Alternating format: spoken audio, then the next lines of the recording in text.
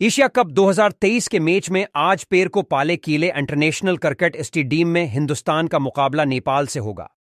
आज का खेल जो दोनों फरीकों के लिए लाजमी जीतना जरूरी है, धुए जाने का इम्कान है, जैसा कि पेशीन गोई के मुताबिक बारिश के 80% इम्कानात हैं, जिससे दोनों टीमों को परेशानी का सामना करना पड़ेगा।